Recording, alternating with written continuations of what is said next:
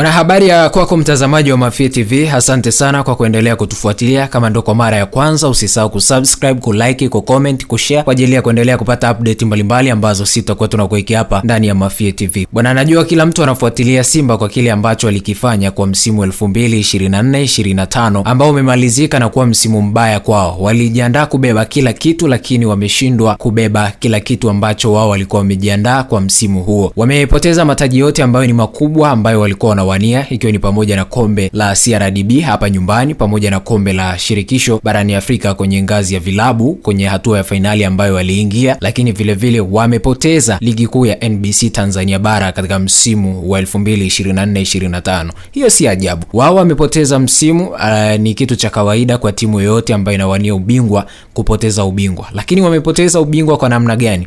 Wamepoteza ubingwa kwa namna ambayo wao wenyewe hawakutarajia na hawakutegemea kama watapoteza ubingwa kwa engo hiyo. Engo ambayo kila mtu alikuwa anaamini pengine Simba na uwezo wa kuwa bingwa. Cha kwanza, wamepoteza ubingwa katika hatua ya finali ya kombe la shirikisho barani Afrika. Pengine unaweza ukasema kwa uzembe wao, kwa uzembe ambao wamekuwa nao kwenye mchezo wa kwanza ambao waliucheza pale Morocco, kwa ambao ndio waliucheza, lakini mchezo wa pili ambao walishindwa kumaliza wakiwa hapa nyumbani. Walifanikiwa kufunga goli mapema, watu wakaamini ya kwamba wanakwenda kupindua meza. Dakika tu za mapema Simba walipata magoli na then walimaliza mchezo bila kuwa na shoot on target yoyote, lakini wakiwa na umiliki mzuri wa nafasi ambazo walikuwa wa mpira, lakini walishindwa kutengeneza nafasi ambazo wao wangezitumia na kuleta matunda mazuri zaidi. Msimu umekuwa mbaya kwao kwa mashabiki kwa sababu hata michuano ya kombe la CRDB hapa nyumbani wameshindwa kufua dafu na kufika pengine katika hatua ya final. Maana yake kama wameshindwa kufika hatua ya final, wameshindwa kupata matunda ambayo walikuwa wanahitaji kwa msimu mzima, msimu wa 2024-2025. Hii kwangu naweza nikasema Simba wamefeli kwa 100% kwa sababu hawajafikia malengo yao yale ambayo wao walikuwa wanahitaji kwa msimu mzima. Sasa kama unashindwa kuchukua taji, unashindwa kuchukua taji, maana yake pengine wewe haukufikia malengo, na lengo lako lilikuwa ni kuchukua taji.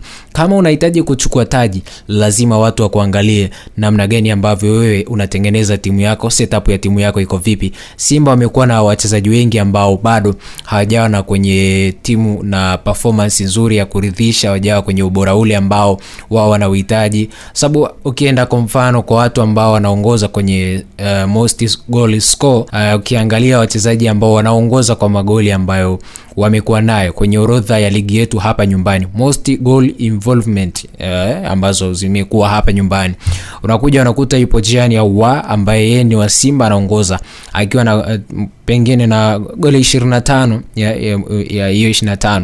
Lakini kuna Prince Dube ambaye amechangia magoli 21. Kuna Pacome Zouzoua ambaye amechangia goli 20. Lakini kuna Clement Mzize ambaye amechangia goli 18 ndani ya kikosi cha Young Africans. Kuna Faisal naye amechangia goli 17. Kuna Leon Ateba amechangia 17. Stephanie Aziz Ki ambaye tayari ameshakwisha kuondoka Young Africans amechangia magoli 16. Maana yake hii safu yote ya ushambuliaji ina wachezaji wawili tu wa Simba ambao ni Leon Ateba Mbida pamoja na Gianni Ahoua, ambao wote ukiwaangalia wamechangia magoli 42. Kwenye upande wa kufunga wamefunga goli 68.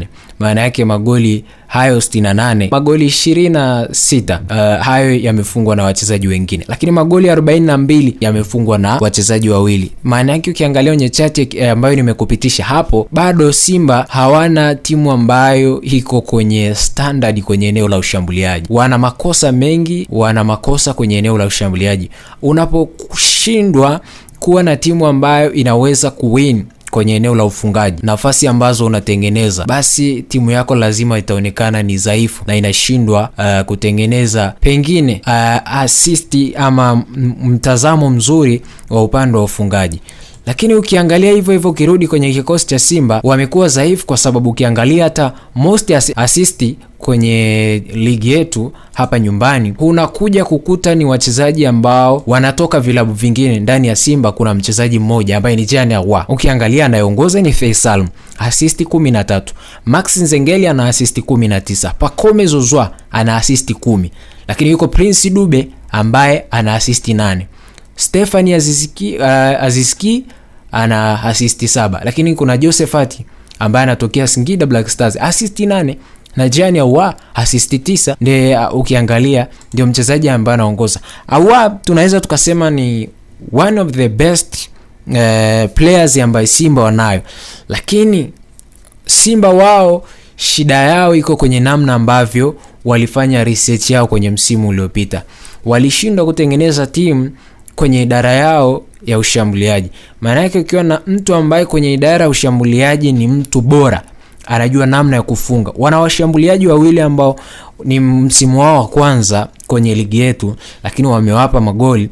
Unaweza ukasema kwa kiasi chao wamedeliver, lakini kwa malengo ya Simba wamefail.